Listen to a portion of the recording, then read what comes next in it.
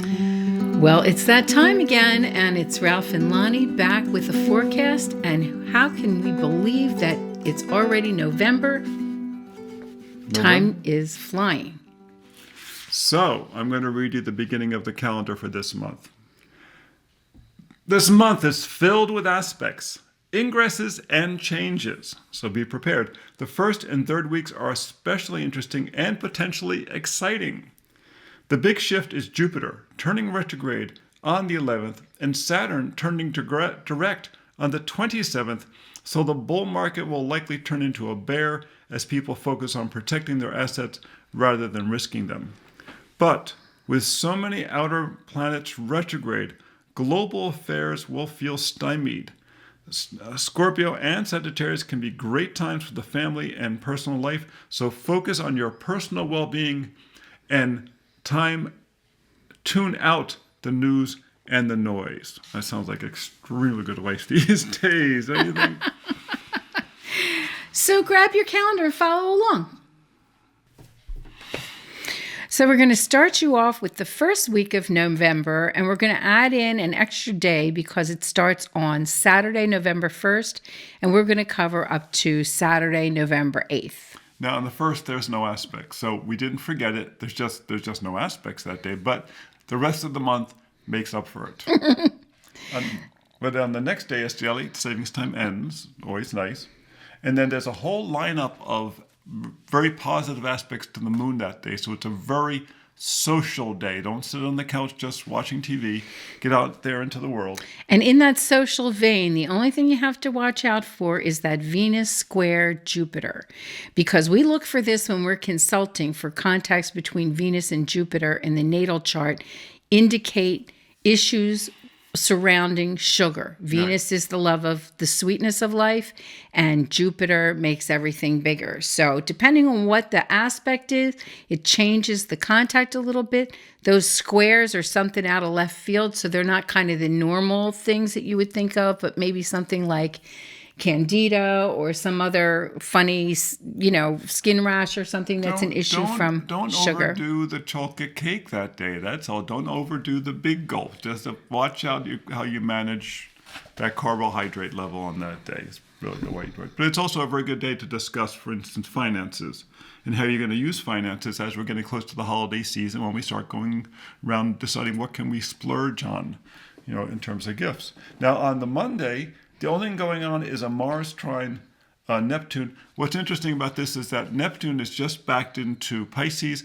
Mars is just about to move into Sagittarius on the next day. So they're both right at transition points. Right. So, it probably says to us that we are at some type of transition point at this part of the year, especially in terms of how we act related to global issues. Action, Mars, global issues, Neptune. Well, and to underscore that point, it's also election day. Yes. So that's going to be a change point, a transition point as well for many people with the local. On the 4th, yes.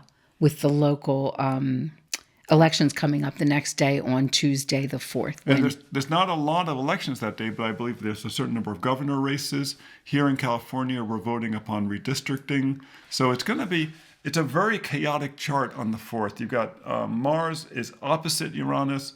You've got a bunch of difficult aspects to the moon. If it wasn't for that beautiful Taurus moon and Mars changing into a lovely sign, Sagittarius, it would be a black box. And really, Mars enters Sagittarius early in the morning, 5 a.m. Pacific time, and the moon also changes sign very early, 8:15 a.m. Again, Pacific time. But then you've got those squares and you've got that opposition to Uranus, so it's going to be a little bit chaotic. Now, the next day is the full moon. It's at 13 degrees Taurus, Scorpio. It's right there in the middle of the sign. So it's a real powerful one. Realize that when the Mars went into Sagittarius, it moved into Jupiter's sign. We also, in our work, we feel that Sagittarius is the feminine ruler of the moon. As you might say, the crab is the feminine ruler. Sagittarius is the masculine ruler. So it's a very strong position, very lunar, at the same time that Jupiter is in the sign of the crab. It's considered his exaltation position. It's a very powerful sign. So there's a very strong feminine surge in these charts. And also remember, the crab is the sign of the United States. So there's some type of messaging going on here about kind of the core personality of the United country. States and of how women feel about it. So people with anything at 13 degrees fixed, Mars, or Taurus, Scorpio, and Aquarius, and Whoever, Leo. Well, we'll get it right eventually. Leo, Aquarius. I'm sorry, I took them out of order, and I just was deer in the headlights. But that's what the full moon does to you. I'm born at the full moon, so Right. I'm allowed to do that all the time. In fact, this is my full moon. Yes. I'm born at 20 degrees Scorpio, with the moon at 20 degrees Lovely Taurus. So Taurus moon, yes. very, very exact. And as we warned you, this first week of the first and the third weeks are the very active week, because on the 6th, Venus enters the sign of Scorpio, aka the eagle. Okay, so Venus moves into what would be considered its detriment position. It's a very personal position. When Venus is in either Scorpio or it's in Aries, these are very personal. They're very home-based. So it's a great time to really focus on your home, which is something we suggest. Really focus on your home as we go through November and on your family life. Don't be so obsessed with what's happening in the news. There are a bunch of positive aspects going on to the moon, but they're all from outer planets, from Saturn, Neptune, Uranus, and Pluto. So there is going to be a certain amount of, maybe there'll be some good news from out there in the world. Exactly. Cross your fingers. And then there's oppositions from Mars and Mercury to the moon. And there's also a Mars sextile Pluto. So there's a lot of global stuff going on right now, don't you think? Absolutely. For you to ignore. And that's the focus. Well, on a day like this, you can't ignore it. It's going to come to you. Yeah. So just be prepared for that. Especially because on the next day, what's happening there? Black Box Friday. And who's changing sign this time, Lonnie? Uranus goes into Taurus. Yes, exactly. And it's actually retrograded into Taurus. So this is like the third of the big major planets that have retrograded after crossing the line. In the early part of the year, we had a whole bunch of these planets change sign, went into the next sign. It was like the end of an era.